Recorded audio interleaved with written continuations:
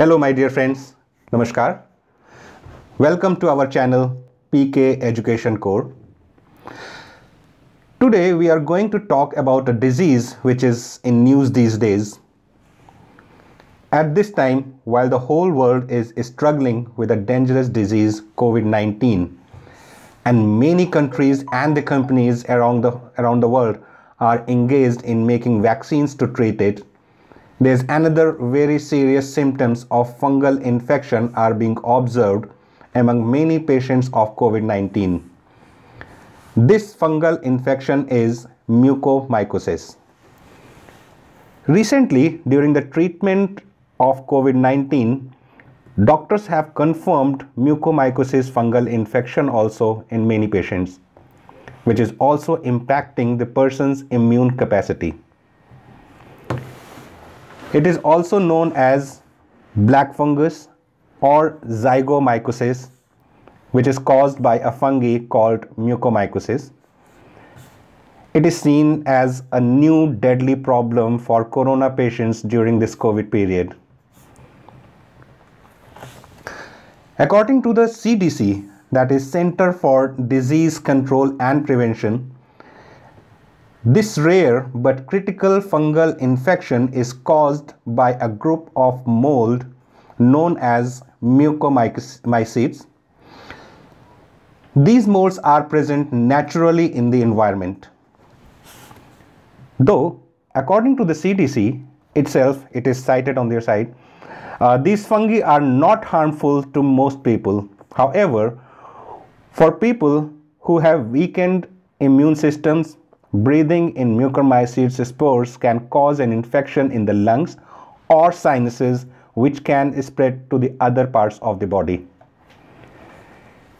Usually, this infection starts with the nose, which slowly spreads to the eyes.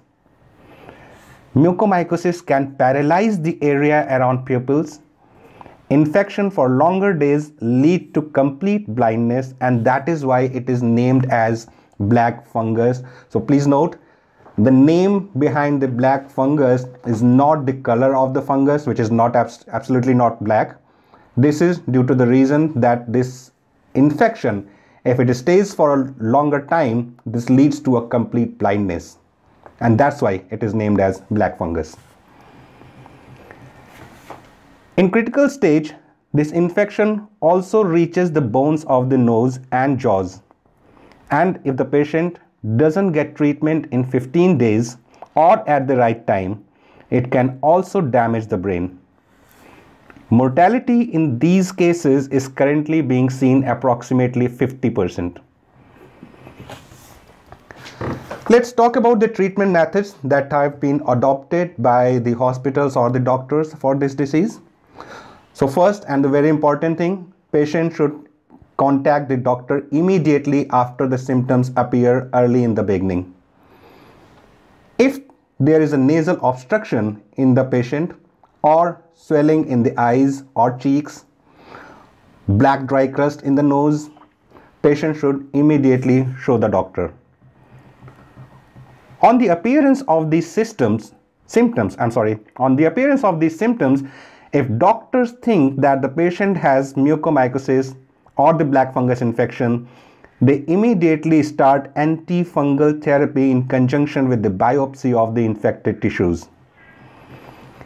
Antifungal medicines such as amphotericin B are used in this treatment. Isavuconazole was also recently approved by the FDA for treatment of mucormycosis.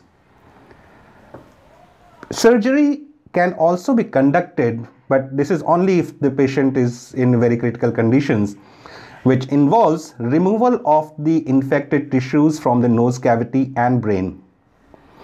Although surgical therapy can be very harsh because it may lead to the removal of the palate, nasal cavity, or the eye structures. There was recently a report published in Times Now, which also provides a case study of one of the Delhi's patient. A 32-year-old man from West Delhi had contracted COVID-19 and was hospitalized. He had been discharged with a negative test after 7 days. However, he had an obstruction in his left nose, which eventually led to his eyes swelling up in 2 days. He asked for medical care again and was diagnosed with mucormycosis. When he was brought to the hospital, his vision has already started deteriorating and his left side had started going numb. Diagnostic tests revealed that the fungus had already affected his sinuses, nose, and jawbones and had also made its way to the brain. The doctors at the hospitals anyhow managed to save his life, but he is still on the life support medication, though doctors say that he will be discharged soon. One very important point to note that Center for Disease Control and Prevention had clearly mentioned and clarified that this disease is not a contagious disease.